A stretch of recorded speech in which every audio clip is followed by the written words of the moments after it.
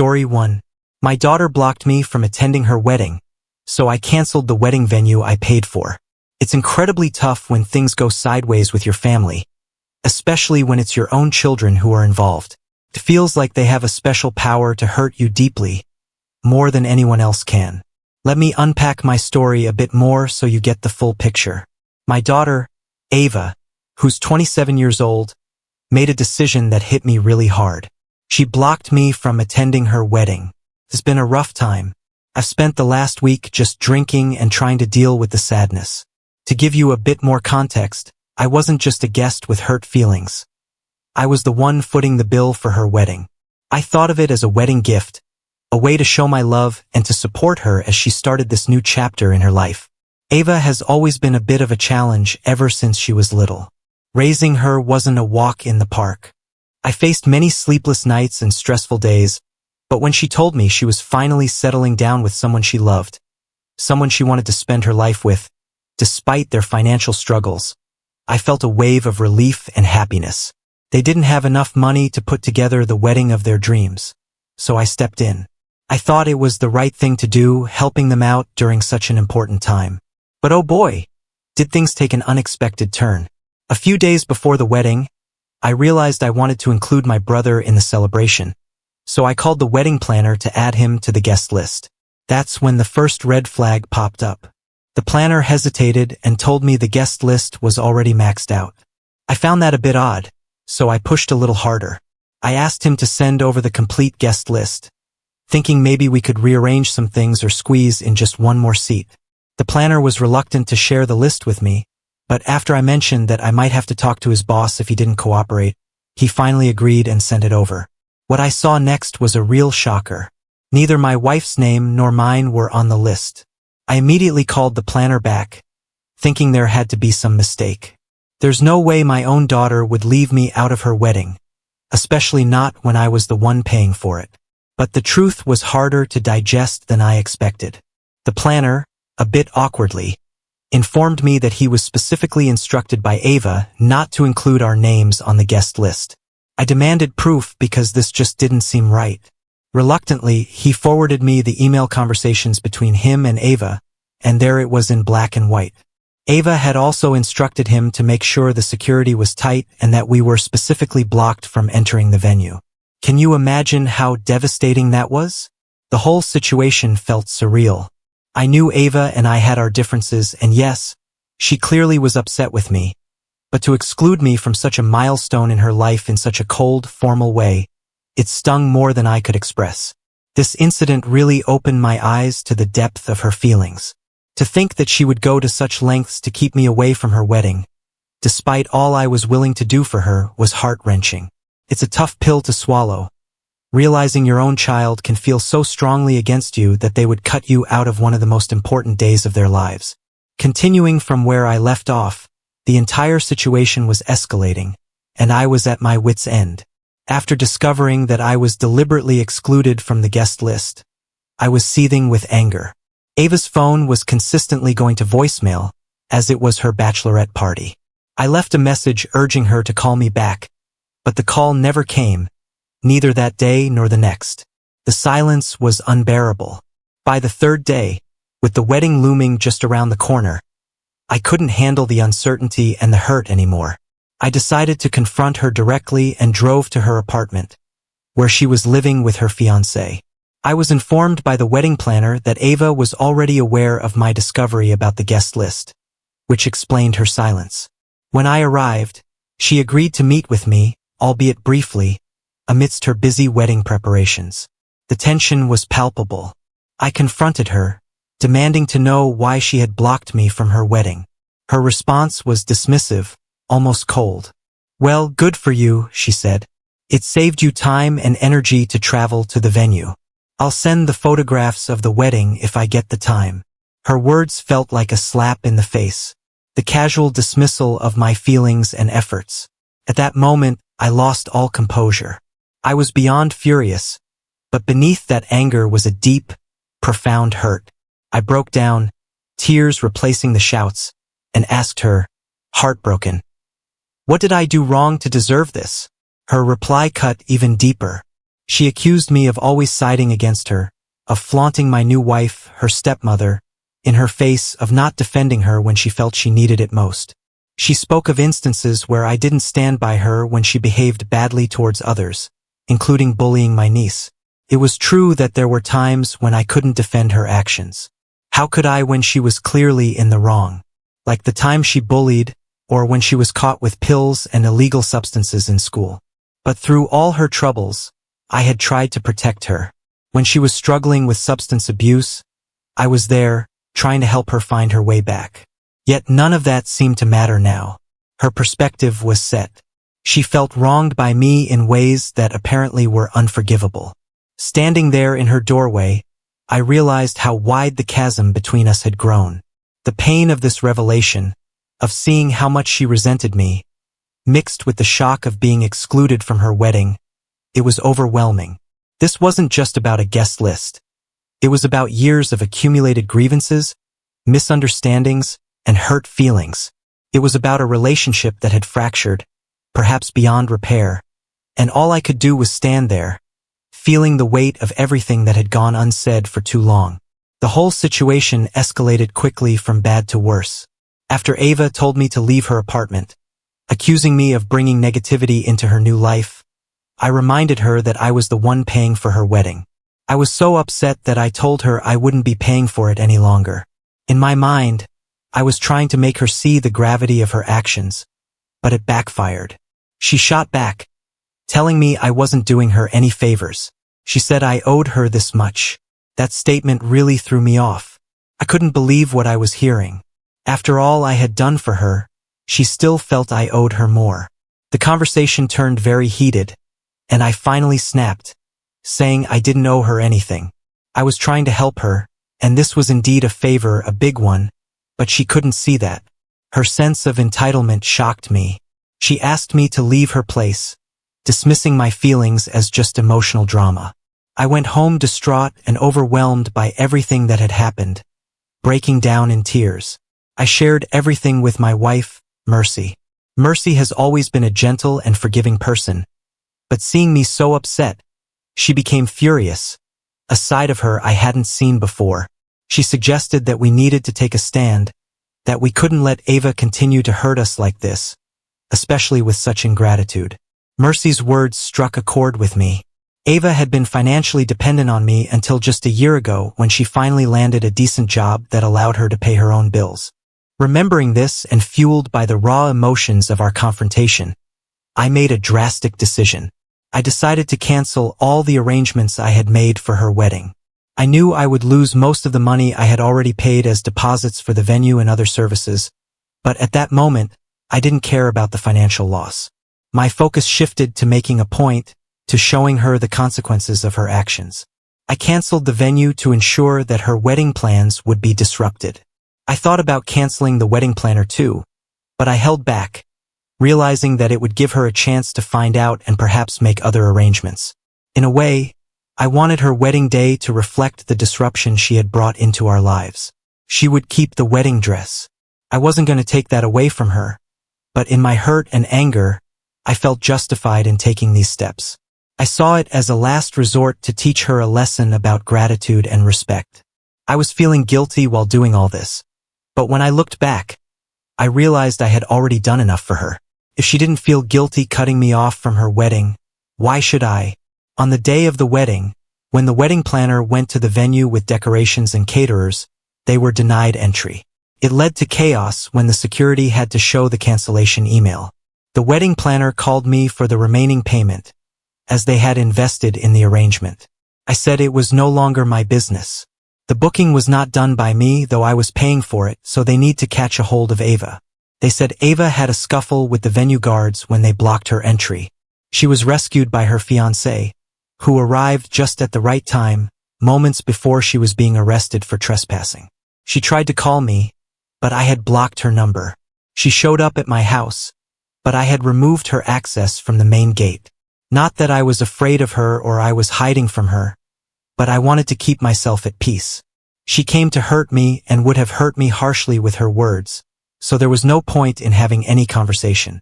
She did the same thing to me when I went to her house for a confrontation. It was high time that she paid for her mistakes. She was no longer a kid who could be forgiven over and over. Ava did not want relatives at her wedding. She wanted to do it just with her friends. I respected her choice. Good for me that I didn't have to answer my family and relatives about the wedding cancellation. She had to deal with that with her friends. It was just that my parents were not happy with what I did. They said we cannot be ruthless to our children, no matter how cruel they are to us. I told them that she had brought this upon herself after being mean and narcissistic for her entire life. The thing is, no matter how much I've ever told myself, the guilt is still there. I put on a brave face and justified my actions, but deep down, I do feel bad that it stopped my daughter's wedding. I don't know why I'm writing this, but pinning everything down, I'm burdened by my heart now. Update 1. Thanks for all the moral support. I didn't expect that people would laud me for my actions. I thought that I would be called an a-hole for being so vindictive towards my own daughter. Some of you asked about the background of Ava's hatred towards us. Sorry I missed that point. I didn't know how this format works, but here are the details. My wife, Mercy, 45, female, is my second wife. Ava is my daughter from my first marriage. Her mother and I were separated when Ava was 7. She found solace in her friend and left him for me. They were shifting to Europe and didn't want Ava, so I got custody of her. I got married to Mercy when Ava was 13, and since then, Mercy and I have been facing the wrath of Ava. She hates Mercy's guts. It was pretty understandable when she was a teenager. It was hard to see someone else replacing her mom. Mercy, as a teacher and a trained children's counselor, assured me that Ava would be fine once she hit adulthood. She would see me as an individual who needs a partner and not only her dad. I married 5 years after the divorce. I thought when she grew up, she would understand that I parented her alone for 5 years after her mother left her. She and her new husband didn't even want Ava, but Ava was far from being grateful. She was hateful towards me and Mercy. The situation got worse every day. I had sent Ava to live with my sister. She had a daughter that was Ava's age, so I thought that she would get company there. Things were smooth for a few months, but not sooner than a year, my sister gave up on Ava. She said Ava had been fighting with her daughter like cats and dogs. It was their final year at school, and my sister didn't want her daughter's grades to fall because of these silly fights, so I had to bring Ava back. She somehow stayed with us until school. During her vacation, she went to see my parents. She refused to come back home and said that she would attend high school from there. My parents' house was a little far from her school to cycle, so I had to get a carpooling service for her. That was okay for me until she was happy and at peace. When her high school results came out, she had tanked miserably. Then I got to know that she got into the wrong company of students. She took pills and even had a bully boyfriend. That's why she wanted to live with my parents. She used to sneak out in the evening after my parents went to bed. She loitered around the city until post-midnight. She had to repeat her final year of high school. Getting her through college was another nightmare for me. Thank goodness I had some contacts that helped her get a seat at a decent college with her poor grades and miserable attitude. She wouldn't have secured any college. In college, she again got into the company of rookies and got immersed in drugs. Things went so far that she had to be sent to rehab. She graduated from college at 25. The next year, she relapsed and I had to admit her again for a few months. It wouldn't be rude if I called her a pain in the butt because she indeed is. She has always troubled me, embarrassed me, and made my life miserable. Thank goodness I found such an understanding wife. Mercy, had she been any other woman, she would have manipulated me to abandon Ava, but she was the one who always pacified me to be patient with Ava. I cannot thank you enough for all the support that she had led and all the sacrifices that she had made for me and Ava. So Ava's problem is 2 things. I remarried, and second, I married Mercy. You see, Mercy is not a Native American. Her family originally belonged to the Middle East. They were immigrants living in the USA. She grew up at an NGO because her parents couldn't raise their 5 daughters. They somehow were able to flee the war-stricken zone, but they had nothing when they arrived in the US. And that's the thing that attracted me to Mercy. Despite her traumatic childhood with limited resources, she beat all the odds, got a master's degree, got a high-paying teaching job, and built a life for herself. Mercy is a self-made person, but Ava calls her a gold digger. Well, I ran a flourishing export business. We've been doing this for 2 generations, so yeah, we have somewhat generational wealth. Ava thinks that Mercy married me for my money because it was my first marriage, and mine was the second. Ava's point is, why did she marry a single dad who was 12 years older if not for the money? I'm 57, and Mercy is 45. I don't know who had fed Ava's brain with all these nuances, but that's her argument for calling Mercy the gold digger. You guys also commented a famous mother was involved in all this. So the thing is, she had never contacted me or ever since her divorce. The last thing that I heard was that she was in Germany. That's it. Coming to the current situation, after the wedding was cancelled, Ava tried to reach out to me to unleash her anger, but I had blocked her from entering the house or contacting me through any platform. My parents did not like that Ava's wedding was cancelled because of me. They reached out to me and even offered to pay for her wedding if she wished to do it. They were disheartened when she chased them out of her house, accusing them of being in cahoots with me. She said mean things to them and told them to never visit her again. She held them responsible for that high school drug thing. She thinks my parents had informed me that she was taking pills in school. It was not them. They tried their best to protect her. I got to know this from her teacher, who went to the gym with me after that incident. My parents changed their sides. They said that what I had done was right.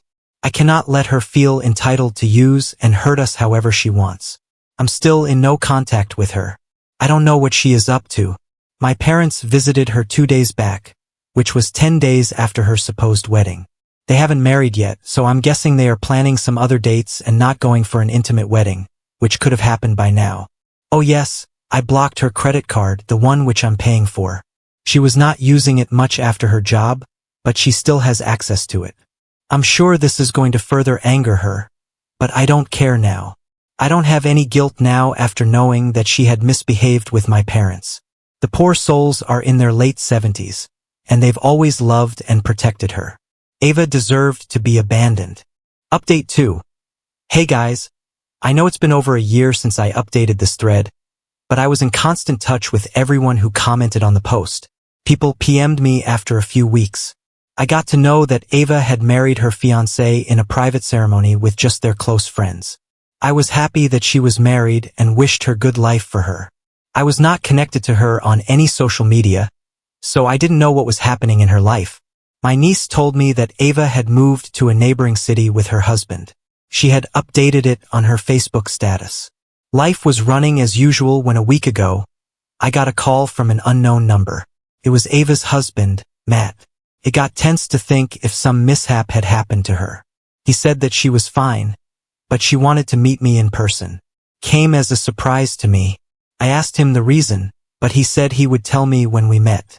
He said he was in the city, and if I was free we could meet up for dinner. I said okay. I secretly wished that it was a meeting to reconcile Ava and me. I thought she wanted to meet me but was ashamed to face me, so Matt was being the middleman.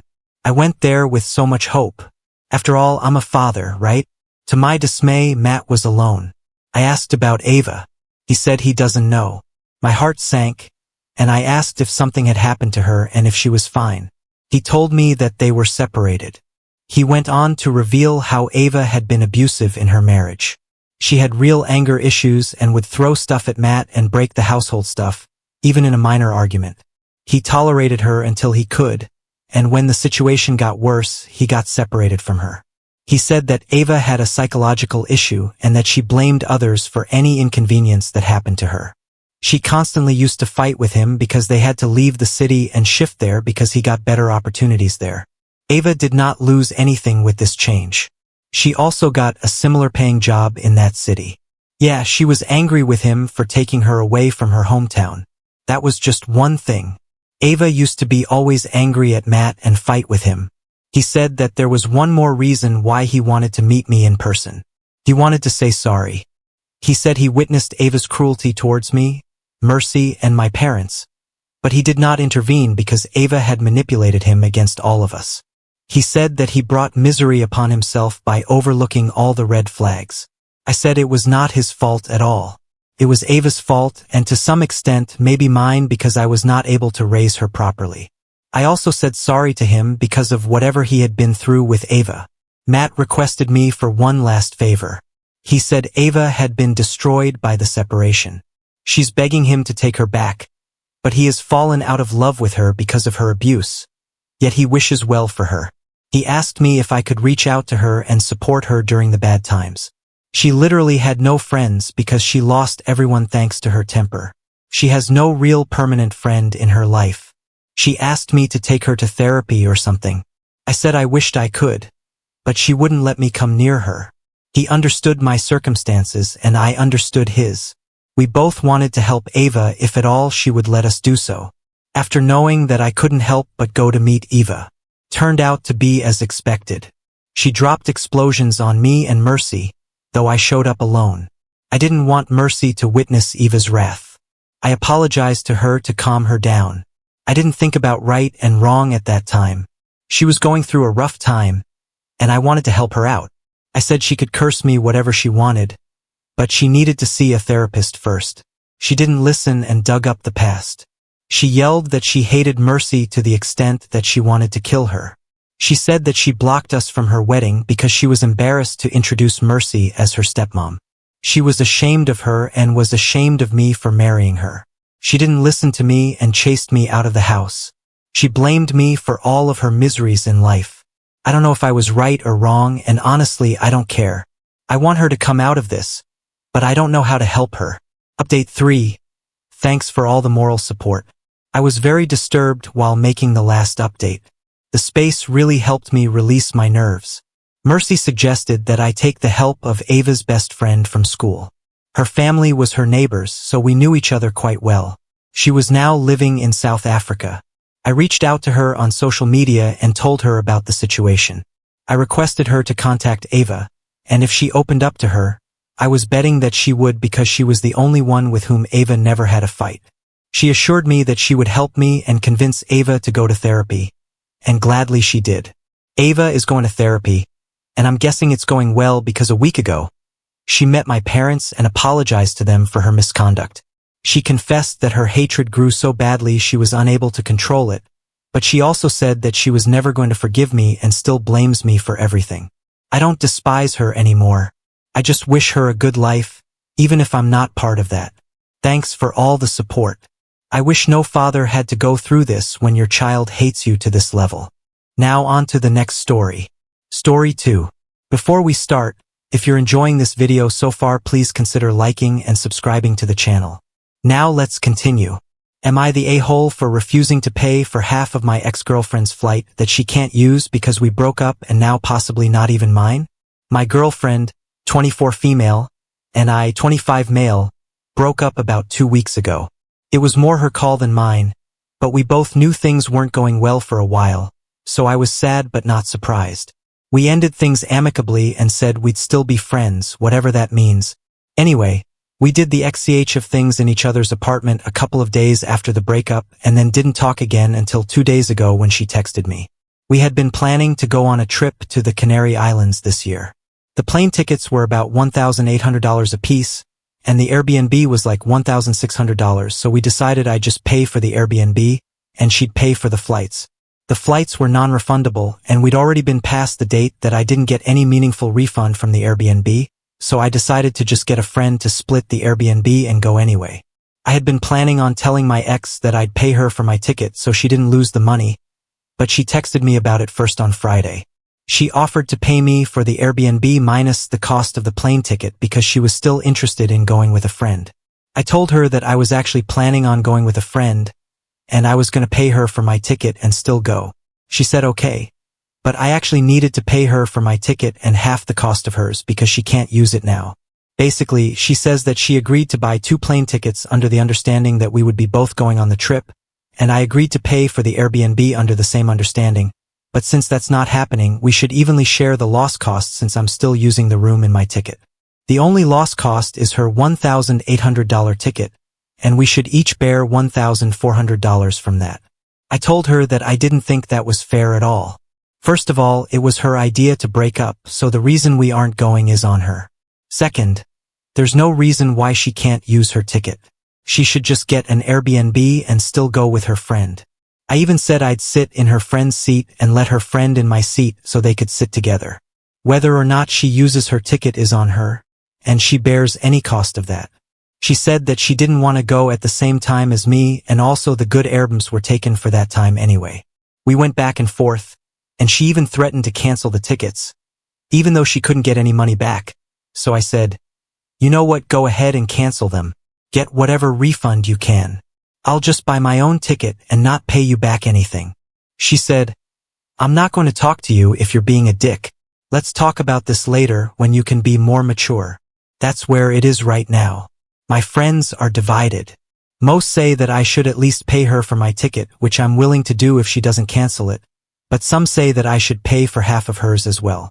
I'm sticking firm that I won't pay for half of her ticket. Am I the a-hole now? Update. Hey to everyone who commented on my last post. I got so much more advice than I was expecting, and I appreciate it. A lot of you were saying the airline could do something. I told that to my ex, and she actually bought the tickets from a discount agency online, and there was no refund possibility. If you're curious, I can tell you how it all ended. I eventually told my ex that I was not going to pay her more than the $1,800 for my ticket under any circumstances, and that she could take it or leave it, and I just get my own ticket. She later asked if I'd be willing to let her use the Airbnb if she paid me the entire $1,600, basically letting me out of the whole trip altogether. To be honest, the Canary Islands were her idea in the first place. It's not like my number one destination. I could take the money and go somewhere that I'm more interested in. I asked my friend who was going with me if he'd be interested in something cheaper and closer. He hadn't bought his plane ticket yet because he was waiting for me to sort everything out with my ex. We looked at options and decided to accept her offer and go to Ibiza. I had my ex agree in writing to pay for any fees or damages incurred at the Airbnb. I really don't think there will be any. She's not the type of person to damage a hotel room or anything, but I just wanted to be sure. I got Venmo'd the money by a male coworker of hers. They have been work friends for a while now, and I've met him a couple of times. I don't know if this is like a couples thing or what. I don't really think she cheated on me with him. I could see maybe her being interested in him possibly being a factor for our breakup, but I don't even know if they were together or going as friends. At the end of the day, I don't really care what she does. I got my money back. She gets her vacation. I'm guessing her coworker also bought his own plane tickets, so at the end of the day, he's the one eating the $1,800 loss, so we can have fun with that.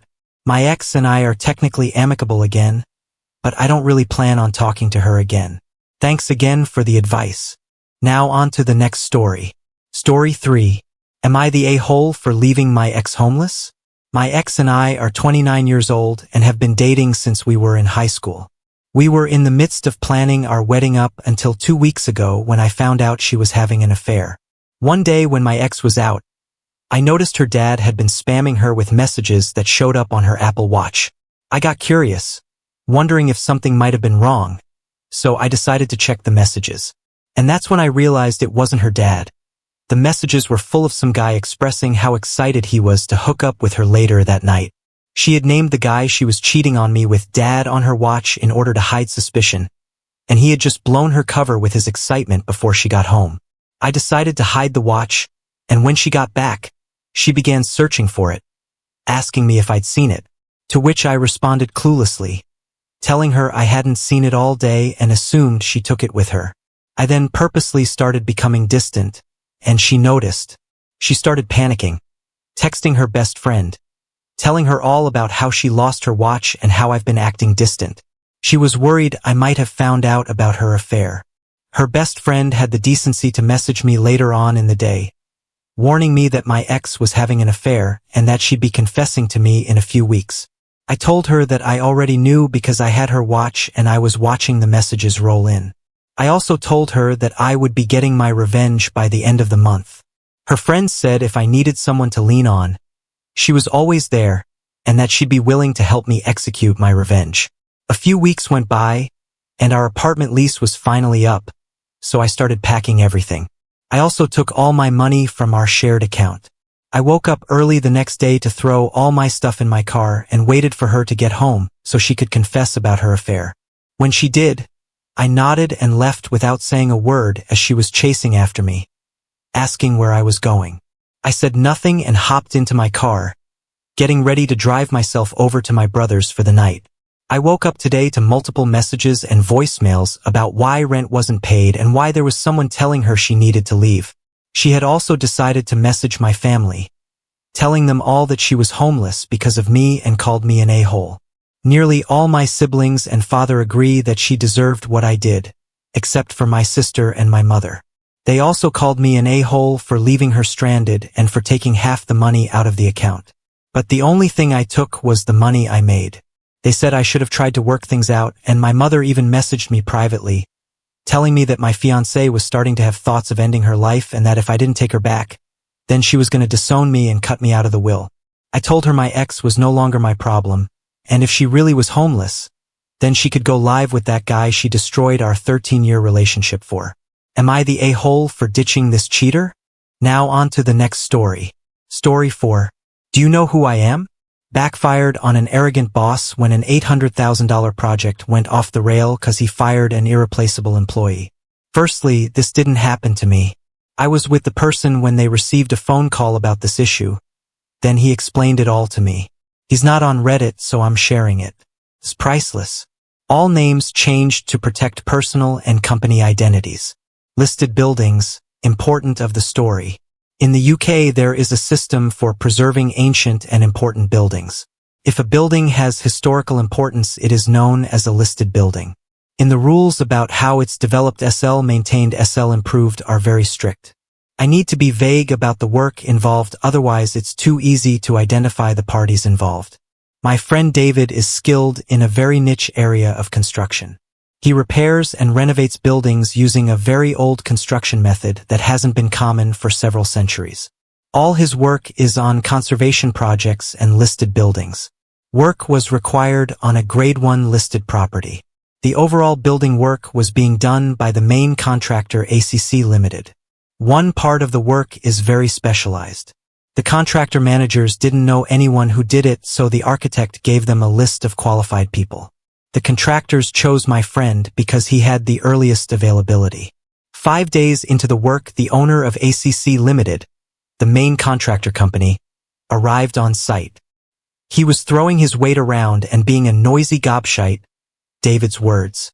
David was just doing his job and ignored him. Noisy gobshite told one of his carpenters to get him a coffee. The carpenter disappeared. Noisy gobshite continued wandering and gobbing off about delays costing him a fortune. 15 minutes after the carpenter had disappeared, the noisy gobshite asked my friend a question. Noisy gobshite: "Where's that chippy with my coffee?" Chippy equals carpenter. David: "Don't know." Noisy gobshite: "Go and find out." David: "I'm only here for this job," pointing to the walls. "I don't work for ACC Limited." Noisy gobshite: "I don't give whether you're an employee or a subcontractor. You still work for me. Now go and find my coffee." David: "Firstly, I don't appreciate being talked to like that, and secondly, my contract with you is to do these walls, nothing more. I'm definitely not a gopher." Noisy gobshite: "Oh, you don't appreciate being talked to like that, do you? Which subcontractor do you work for?" David: "None. I'm self-employed. It's just me." Noisy gobshite: "A day laborer and you've got the nerve to talk to like that? Do you know who I am?" David: "Yep." Noisy gobshite: "Well, you're fired. Get off the site now." David: "Okay. Put it in right." Noisy gobshite: "Off. Just get off the site." David pulled his phone out and started recording. David: "Okay, I'll go. I just want proof you told me to go." Noisy gobshite grabbed David's hand holding the phone and screamed into the phone. Noisy gobshite: "Get off the site, you idiot. You're fired. If you're still here in 10 minutes, I'll have you thrown out." David: "Cool. No problem." He picked up all his kids and walked away. As he was leaving, the contractor site manager passed him, ironically with a coffee for the boss, and with a smile said, "Site manager, you leaving early, Dave?" Bloody part Tim joking. David: "No, your boss just fired me. Our contract has ended. Sorry, mate." Site manager: "No. Let me sort this out. Wait. Please wait." David left. The site manager was losing him because he knew something that Noisy Gobshite didn't. Only 7 people in the UK are qualified to do the work. They all have a waiting list and David had been the only one available. By the time he was home, he had 12 missed calls. That was Thursday. 2 working days missed so far. He said he'll go back, but only if he gets paid for the extra days and has a genuine apology in person from the boss. I met my friend when he was getting a call from the site manager saying the boss apologized but is out of the country so can't apologize F2F. David also told me he phoned the other specialist to warn them, but they'd all been phoned on Friday begging them to do the job. Nobody took the work. They're all book solid. David also phoned the architect to warn him. In situations like this, some unscrupulous contractors try to bodge the job and fake the work. David is going to stick to his guns. Pay for all missed days plus F2F apology. He is sure he'll get it. I've said I'll pay anything to watch the F2F apology. Update 1. The site manager phoned to say he was told by Noisy Gobshite to threaten legal action if David doesn't finish the job. The site manager was very embarrassed and apologetic. David reminded him he didn't leave and has proof that he was fired. The site manager phoned again to say the Noisy Gobshite will apologize F2F on Friday. Can David start tomorrow? David said no. Following the threat of legal action, the conditions are different. 1. F2F apology before work restarts. 2. Added pay for wasted days. 3. Payment of full contract value upfront before work starts. 4. All must happen by Thursday. That's the last day he can start and still expects to finish before his next booking if he also works the weekends. He has just enough time. I asked him why he isn't charging a huge extra amount for the guy being such a wanker. He said it doesn't look good if you take advantage of companies when they're under time pressure. Not the done thing. It seems that one of my friends is an 18th century gentleman. Edit. I misunderstood David when he said only 7 others do this work. He meant 7 other businesses apart from his. They're small businesses, so he says it's probably about 20 people who can do it. Still a small number, but not as comically small as 7. Sorry for misleading you all about the number. Update 2. Unfortunately, it seems there will be no apology. David has discovered that the site manager was blamed for not making the Noisy Gobshite aware of the situation beforehand and was fired. David contacted the operations director for ACC Limited, Noisy Gobshite's number 2, and informed them that an apology is no longer required as he will not be returning to the job. The ops director apologized for everything and offered to renegotiate the money very generously. David told him that he had only considered going back to the job as a personal favor to the original site manager. Since he isn't there, he feels no obligation to return. Ops director said he will get back to David but didn't say why. I asked why he didn't say, "Give him his job back or I won't come back." David said Noisy Gobshite is too petty and weak to be told what to do by a craftsman. It will have to be the company's idea for the site manager to come back. If I tell them to bring him back, it won't happen. David says the site manager is great at his job, but is only 4 years from retirement, so it's not easy to find a job at 61. I've decided I like David even more than I did 3 days ago. Update 3. It's 2 a.m. here. We've just got back from the pub. David got a call while we were out from the SAC site manager. David updated the architect on the situation this afternoon. The architect contacted the SAC site manager to tell him about a company that needed a site manager. The SAC site manager phoned David just before 9 p.m. I had to sit through the phone call only hearing one side. I must have looked childishly excited like I got an ass full of sparrows. Then David filled me in. The site manager rang to thank him and to find out his favorite drink so he could send him a bottle. He hasn't got the new job yet, but he is seeing them on Friday. Apparently the architect's recommendation carries some weight, so Hune's optimistic. David refused at first. I didn't get you a job. The architect did.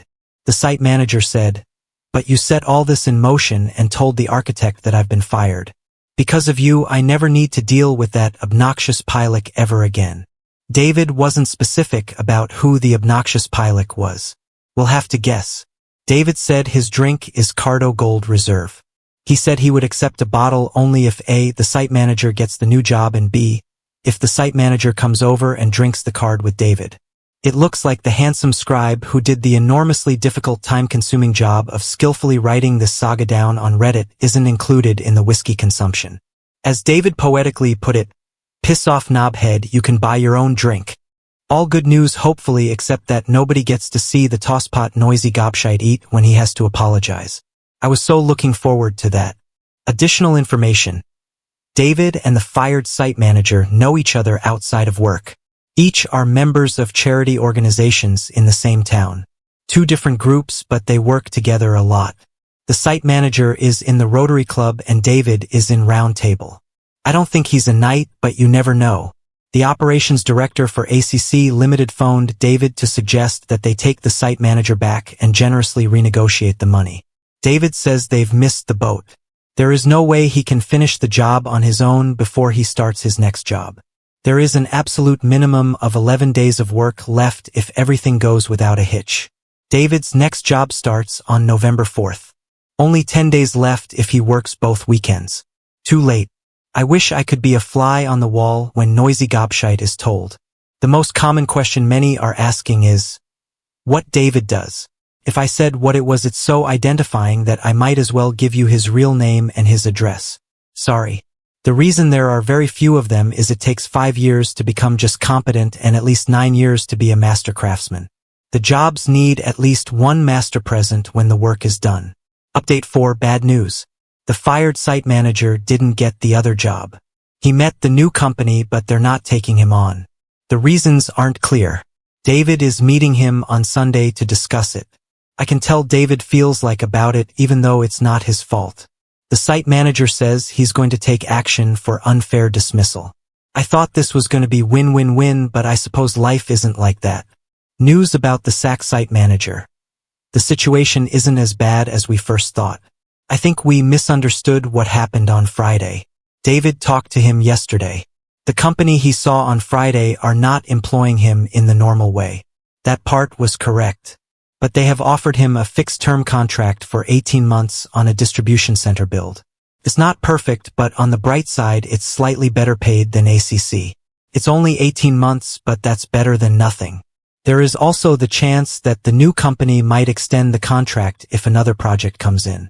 David has heard that they're getting a Bulgarian to come over to do the job. David was grinning when he told me. He thinks he knows what will happen.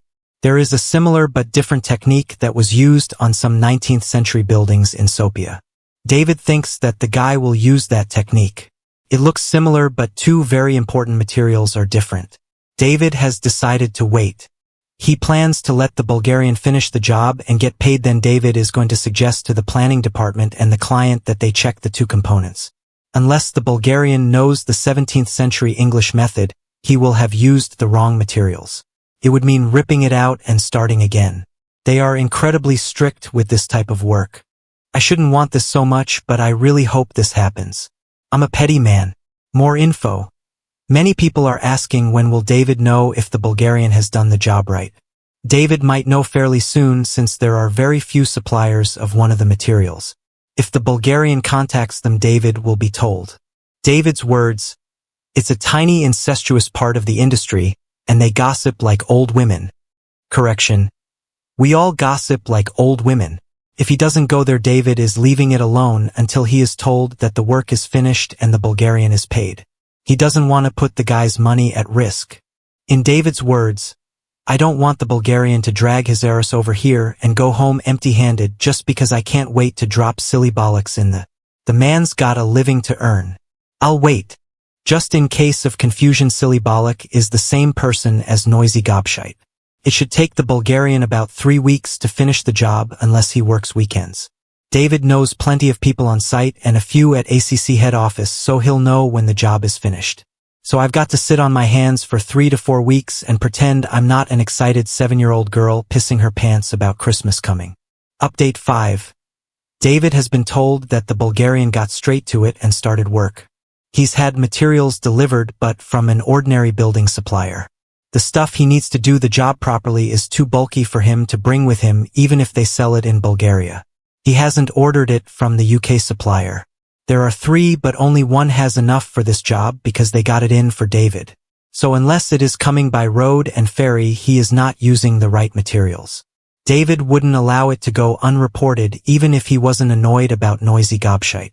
He's got a genuine passion for looking after all these buildings he works on, and he is a purist when it comes to historical accuracy. So now I have to hold my water for 3 to 4 weeks. David says that if he's using more modern materials, he might finish sooner. 3 weeks is the time it takes if you stay in the 17th century. I've turned into a bit of a weirdo about this job.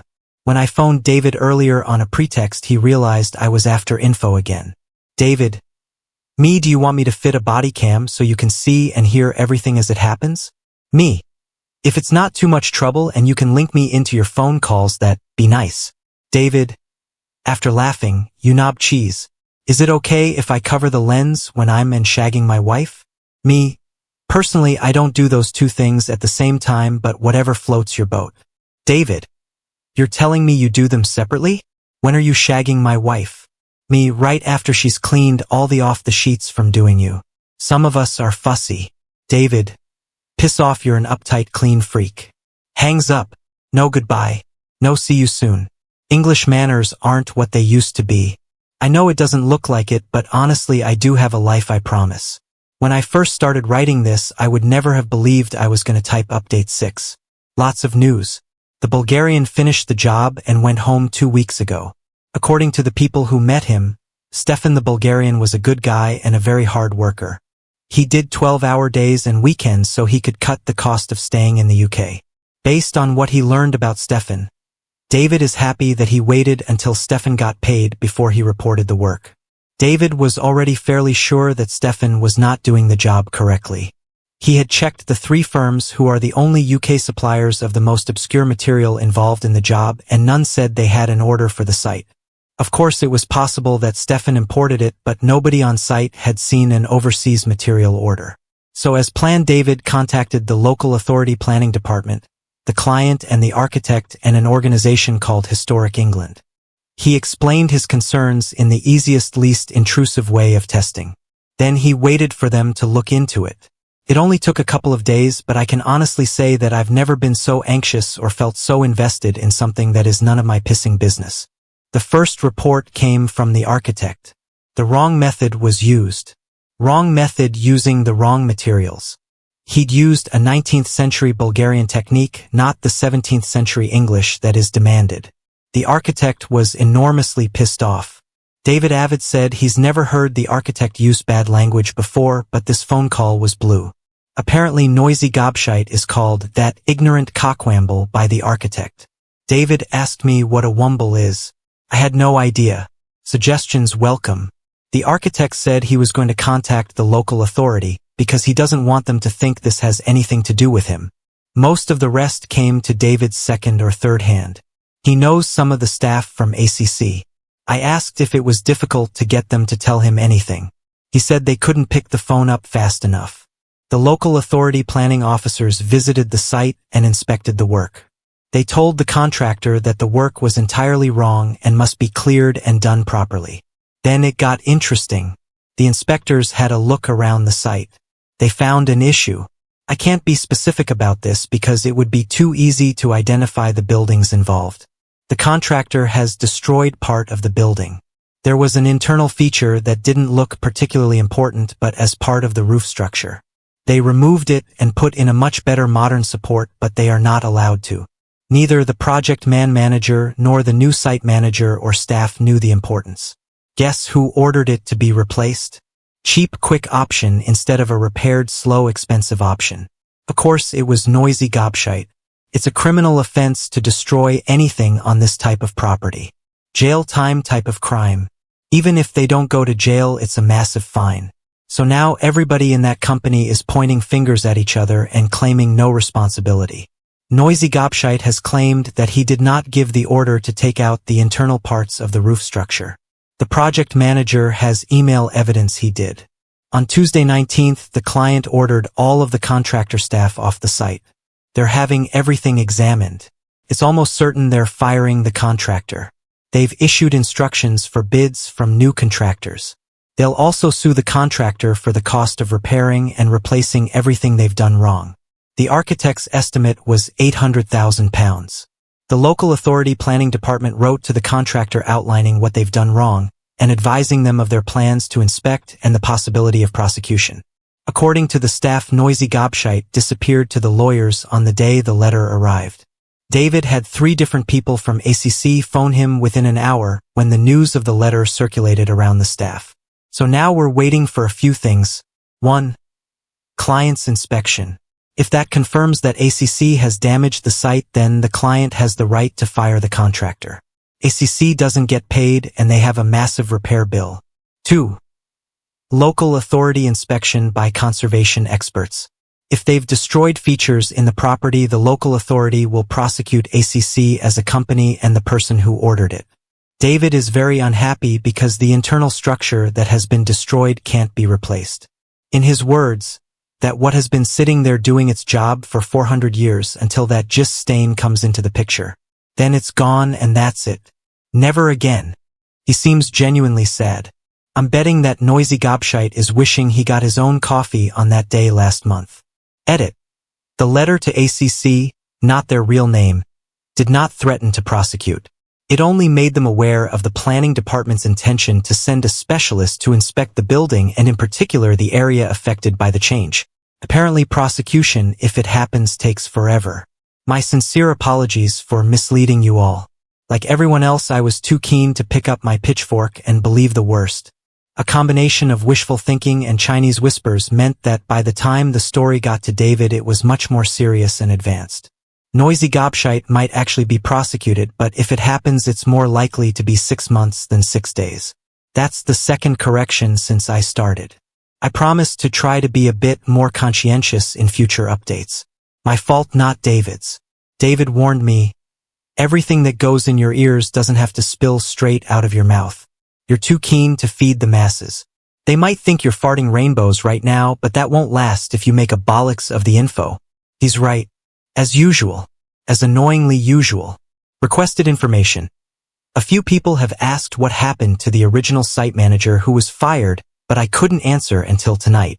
Me, David site manager, and 2 others, met in the pub. He definitely has the new job subject to fidelity insurance checks, which he'll pass. He starts on February 9th. He got paid off in lieu of notice by ACC. It's standard practice for firing. His contract gave 3 months notice and he was owed 12 holiday SL vacation days, so they paid him just over 3.5 months pay in one lump. He also gets to keep the car until March. He said, when he fired me I was shaking like a dog, but the wife reminded me that I could take my pension early and how much I hate that company and especially hate that dodgy pilot. Then the architect called me about the distribution center job and I stopped worrying. He has got CH off and he is starting the new job on a slightly higher salary. The only downside is that the job is only guaranteed for 18 months. There is a strong possibility that the company will keep him after that if they have work. It's just not definite initially. He was planning to take Noisy Gobshite to an industrial tribunal for unfair dismissal. Now he can't because he isn't going to suffer financially. He said, obviously I'm glad I'm not losing money, but I was looking forward to beating that whatso in court. Right now he is using the extra time to build a better sleigh and some reindeer. Yep, a sleigh. It's to go on the back of a truck. His group walked around the area dressed as elves and snowmen with Father Christmas on the sleigh, playing Christmas carols at window-rattling volume, collecting donations for a charity. I've been roped into it many times. He brought David the whiskey he promised. David said he shouldn't, but the site manager said, Yorkshire men keep their word even to a shower of soft shandy sipping southerners like Ulan. Besides, I'm not risking breaking this lucky streak. Even the whiskey was half price. Both me and David pointed at him simultaneously and said, a real Yorkshirean. For the unaware, Yorkshire folk have a reputation for 2 things. Being very straight-talking and being careful with their money. So after bawling him for suggesting that I was a southerner, we left the pub and went to the site manager's garage so we could drink the whiskey and admire his work on the sleigh. If I tell you all how good Card do Gold Reserve tastes, will they send me some freebies? I'm Welsh, born near Canavan, Saeglf Cry and Biff. That's why you've probably noticed some poor grammar. I'm waffling now because I'm full of whiskey. It's 1 a.m. so it's past my bedtime. Bye for now. Update 7. I think there might be some karmic justice on its way. Noisy Gobshite has been interviewed under caution. It doesn't mean they're definitely taking legal action against him, but it means they are preparing for the possibility. They also did the same with the project manager, and they're going to do it with the fired site manager next week. The site manager is confident he has nothing to worry about. The decision to remove the roof support sections was made after he was fired. He said he was confident that if he'd been there at the time of the illegal alteration, the noisy gosh would have tried to pass responsibility. Or a site manager put it, that cowardly slop-shouldered turd would have shot all over me to save his own skin. Turd. Luckily, the project manager has proof in the form of an email that Noisy Gobshite ordered the work. Noisy Gobshite tried to persuade Spihim not to pass it on to the people investigating this for the local authority planning department. When that didn't work, he tried to threaten him. That backfired because not only did the project manager ignore the threats, but he told the investigators that Noisy Gobshite told him to lose the email. I have a lawyer friend who tells me that interfering with a witness and destruction of evidence are offenses in themselves. Noisy Gobshite won't stop digging himself a deeper hole. I am going to be so disappointed if he gets away without legal consequences. He is definitely suffering though. The big news of the week. Noisy Gobshite has been fired. David announced it yesterday, Saturday, after he was told by no less than 4 different employees of ACC. He said they couldn't wait to tell him. Then the conversation went like this. Me, how is that possible? How does the owner get fired? Did he walk up to a mirror and say as much use as in Frank's drum kit you're fired? David, nope. You know he inherited the business from his dad and uncle? Me, yep. David, you know his brother and cousin own a slice each? Me, yep. David, well their combined share is over 50%, so they fired him. According to Louise, the accounts manager, they are pissing their pants. They were happy to leave Noisy Gobshite in charge as long as the money rolled in, but now their golden goose looks very sick. They're terrified that losing this contract and the penalties and fines will finish the business. So they're appealing to the client's SLPR owner to take ACC back to finish the contract. Part of that involves convincing the building owner that Noisy Gobshite will never have anything to do with the company. Obviously, they're throwing Noisy Gobshite under the bus. Louise said there were screaming and threats of violence from Noisy Gobshite when they fired him. He had to be escorted off the premises. He's been phoning employees asking questions and seems surprised when people don't want to help him. According to Louise, he actually thinks the employees like him and want to be loyal to him. She said the man is in cloud cuckoo land. Me, he's gonna be so pissed off. I wish I could see that number's face as it was happening. David. It's nothing that the scrot doesn't deserve. There is something else, but I can't tell you because I promised the person who told me that I wouldn't tell anyone yet. Me, you tease. How important is it? David, it's huge. Life-changing for the subject. I wish I could tell you because it nearly gave me a heart on. Me. Fing hell, it must be big if it can get that ugly appendage to do anything except hang there like the last chicken in the shop. Your wife must have been pleased. David, what a drama. She thinks I should tell her this thing I was told in confidence. She thinks I should be able to tell her everything because we're married. I explained it's not my secret to share. I was hoping I'd get, I appreciate you have integrity, dear husband, but no. I've got an angry missus who thinks I'm a knobhead. Louise and her job title have been changed to protect the innocent. It seems like it will be a couple of months before he can give me this awesome news, so I don't want any of you holding your breath. The client/B building owner has done their inspection. 2 areas are unacceptable as expected. The damaged area and the part that David should have done but was done by Stefan. They are very unhappy. When listed buildings are damaged, the local authority normally assumes it's the owner taking shortcuts, but in this case, the owner is a crusty old institution dedicated to preserving important buildings. They're not used to being accused of anything shady, so they did not like having to prove they had nothing to do with the damage to the building. David said it looks like they've written off ACC because they've issued a type of request for tenders to several other contractors who specialize in conservation. He then spilled a lot of jargon I neither understood nor remembered. Me, in simple English, they have asked a few companies to quote a price for the job. David. That's a very simplistic way of describing it, but I don't have the time or the crayons to explain it to you, so okay. Let's say they're asking for prices for the job. Condescending. So I was hoping this story would build up to a crescendo with Noisy Gobshite suffering something horrible, but it's just sort of fizzled out with a whimper while we wait to see what legal action is going to be taken. Real life is inconveniently slow. January 21st, 2020. Hi, this is Mark's wife. The idiot asked me to apologize to the internet for his silence. He was hurt in a car accident on January 7th. We're sure he's going to make a full recovery, but he won't be online for a while. I said it's just Reddit, but he's an obsessive lunatic about not letting people down, so I promised I would add Reddit to the list. So here I am telling all the people that he doesn't know why he hasn't finished telling them something they're probably not reading anyway. March 2nd, 2020. Hi, Mark's wife again. There were over 200 direct messages. Thank you all for your comments and for wishing him well. I've read them all to him. I'm going to answer the 3 most common questions. 1. What happened to Mark? He was stationary in his car and a queue to leave the motorway when a large lorry drove straight into the back of him. His car was crushed between that lorry and the lorry in front of Mark. He has several broken bones. Nose and left orbital and cheekbone, left radius and ulna, forearm, for bones and left hand, right tibia and fibula lower leg, and 4 ribs, one of which punctured his left lung. There is some damage to the central vision of his left eye, which we hope is temporary.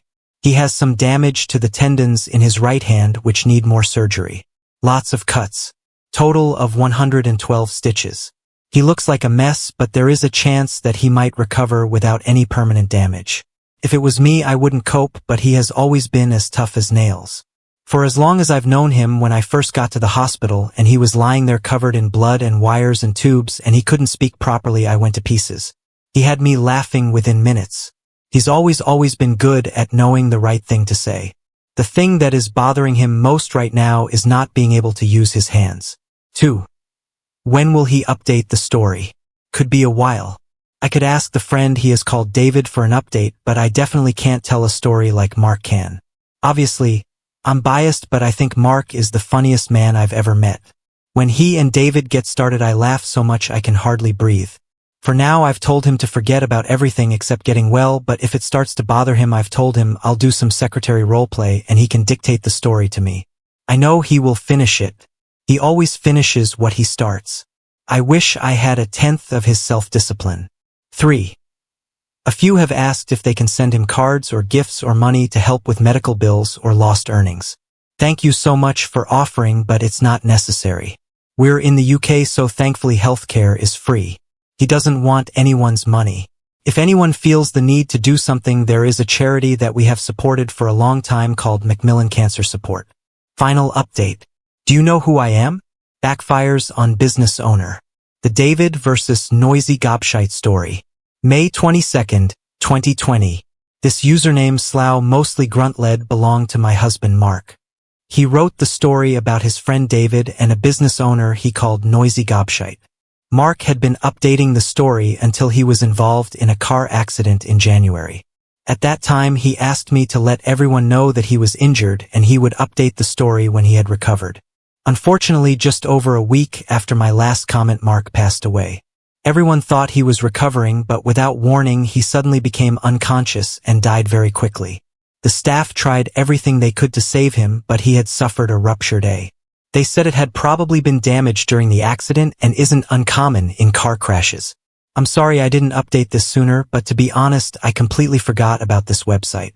It was only when I came back to read Mark's words again that I saw how many people were waiting for Mark to finish the story. I don't know how many people will see this update, but if you know anyone who was waiting for Mark to reply, would you please pass this news to them? Thank you. Thank you to the hundreds of people who left get well messages for Mark. I'm so sorry that I ignored you all for so long, but I've been dazed for the last 3 months. Mark would most definitely have disapproved of my leaving everyone in limbo and would have told me off. Many thanks to the people who made donations to Macmillan Cancer Support, although it seems strange to see money donated in the name of mostly grunt-led. Finally, thank you to the moderators, particularly /you/Marari01 for helping me by explaining how I could inform everyone. May 24th, 2020. I can't thank you all enough for the lovely words and virtual hugs that I have seen over the last day. I have cried for hours. It's hard to explain what good crying is when you lose someone. Anyone who has lost a loved one will probably understand. Because of your posts and messages, most of today has been good crying. Your words have made me think about all of Mark's wonderful qualities and all the reasons I loved him so much. I started writing the update and then abandoned it about 8 times before finally finding some bravery. I'm so glad I did it. Thank you again to the moderator/you/Marari01 for the last little push I needed. It's also made me realize that I want to do one more thing that Mark would have wanted. He always finished what he started. I'm going to speak to his friends and find out what has happened. I know some of it already, but I'll try to get myself up to date with everyone's outcomes. I warn you in advance, it will not be like Mark's writing. It will just be the facts. I haven't got an ounce of Mark's flair for telling a story, but it's obvious from the comments that a lot of people were waiting for a conclusion. The plain facts will have to do. Please be forgiving. I'm going to speak to the person he called David, who has been an absolute rock for me this year. Hopefully, he will be able to tell me everything. I'll enter the update as soon as I can. Thank you all so much. You have no idea how much this has helped. May 25th, 2020. Yesterday I was having a better day mainly because of what you all wrote. Today I woke up angry and I can't shake it. Today is a public holiday in England and I keep thinking about what we would be doing if Mark was here. He never wasted a holiday. I'm angry because I have lost the best person I have ever known in my life just because some selfish idiot couldn't wait to reply to a text message. I can't get over the stupidity and the unfairness. He will go to prison, but only for a few years, but nothing will bring my Mark back. Sorry people, I just needed to vent. Please, please, please don't use your phone when you're driving and don't talk if you see others doing it. March 6th, 2020. I would like to mention 2 things. Firstly, may I thank everyone who has made a comment. The beautiful things you have all said about Mark have lifted my spirits. I didn't imagine they would, which is why it took so long to inform you that Mark had passed away, but you did help even when what you said was so touching that I broke down, which I have done dozens of times reading the wonderful words. Secondly, may I apologize for not yet responding to every comment. On some days I feel I could talk about Mark all day. On others, I can't even think about him without going to. If I haven't responded to your individual comment, it's not that I haven't read it. I've read all of them. It's just that I have been in a bad place some of the time and I can't reply. I will eventually reply to everyone just as I did very slowly with the cards at the time of his funeral and since. I didn't think I would get through them all. It seemed that I was climbing a mountain that wouldn't stop growing, but I eventually replied to them all. All 322 of them. Finishing what I started as one of several good habits I caught from Mark. I just want to hear him call me Carrot again. Carrot isn't my name, it's a Welsh word for love. July 27th, 2020, 3:10 a.m.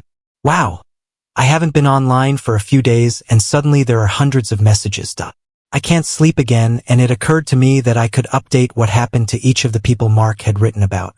It's just the facts. It won't have Mark's humor or style, just plain information, but it's the best I can do and better than nothing. Site manager. He started as planned in the new position on a building project for a distribution center. Mark had already said that the site manager and David were unhappy about being on a fixed 18-month contract.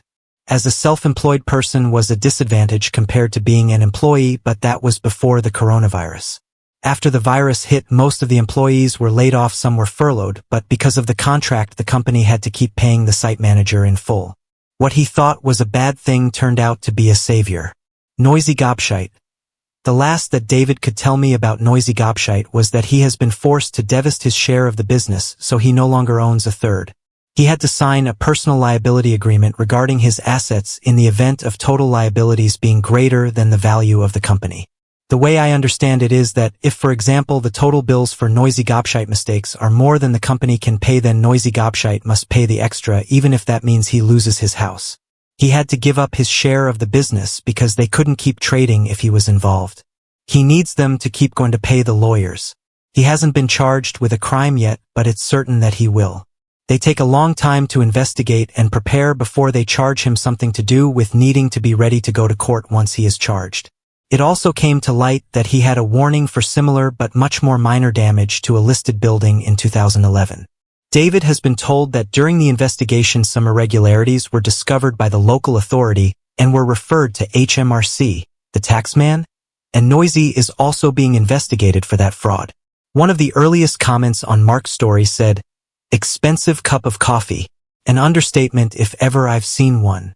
The big news was going to be about Noisy Gobshite and the sexual assault rape of one of the PA in the ACC offices in 2017 and sexual harassment of other staff too. The rape assault did happen but wasn't Noisy Gobshite. It was a former finance director. Stories about sexual harassment of female staff have not developed and turned out to be just rumors. David, financially and work-wise, he is probably one of the few people who were not affected by the COVID-19 outbreak because he works on his own and has no social distancing issues. He has continued almost as usual. He said work is easier because, in his words, "The usual plonkers are not there to trip on my equipment or stick plank ends into my finished work." Personally, David is not doing so well. Outside of family, David took Mark's death worse than anybody. He tries not to show it in front of me. When he is with me, he is a rock. He has saved me from myself. He is one of 3 people whom I feel I can really let go about Mark, or so I thought. I spoke to David's wife last week, and she was so sweet and sympathetic about it, but she had to tell me to hold back a little with David. He looks strong to me, but his wife says it's shattering him. I knew he and Mark were good friends. She says he has taken Mark's death very badly. She says in all their marriage, she only saw him cry once when their dog died. She didn't see him cry when his parents passed. She says he seems lost now and has cried quite a few times. The worst thing to hear is that the time he cries is after he has been to see me. I feel terrible. It's obvious that he was grieving, but I didn't know I was putting so much on him. I'm going to be more careful and stop using him to vent all my pain. I wish he had spoken sooner, or maybe I should have been aware of it instead of being so selfishly focused on my own grief. That's as much as I know about the updates. They are waiting to see what noise he gets charged with. If he is guilty of damage to listed buildings, he might go to prison. If he is guilty of fraud, he'll almost definitely go to prison. Either way, the fine will be 6 figures. David said he wondered if he'd like prison coffee. He's got an evil sense of humor. July 27, 2020, 3 a.m. When I came online earlier, there were notifications for 512 private messages and comments. I don't know where to start. If you've written, please don't think I'm ungrateful because I haven't replied. At 3:10 a.m. I felt able to write, so I did the update. Right now, I don't think I can do it. I've been looking at the video of our wedding. I thought it would make me feel better, but I feel like I've been knocked over by a bus. Mark's speech has crushed me. He talked about when we met, and when he went back to the house, he shared with other Royal Marines. One of them asked, "Mark, what's the joke then? Again, you're grinning about something. Come on, what's so funny?" Mark said he couldn't and wouldn't explain it to them. He just couldn't stop smiling every time he thought about our date.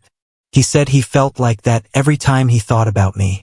On our wedding day, it made me smile and brought a tear to my eyes, but this morning it broke me. I don't think the pain is getting easier. I think it's getting worse. I can't stand it. I feel it all through me and I can't stop it. All I can think lately is that if I can't have him back, I wish I had been in the car with him.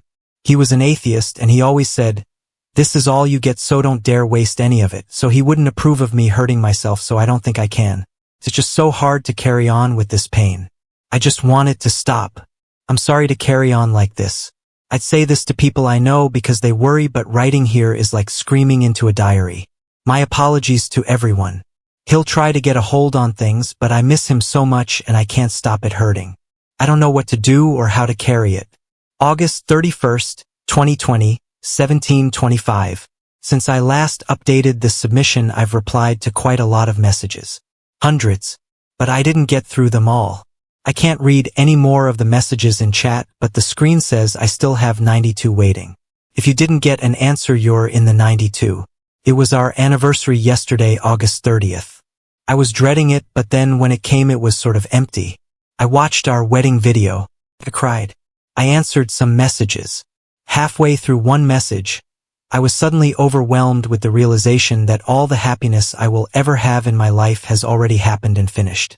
Everything I try to do in the future is just going to be overwritten with "Mark should be here," but he isn't. Everything from here until I die is just going to be existence. Just breathing and watching the days pass. It seems so pointless without Mark.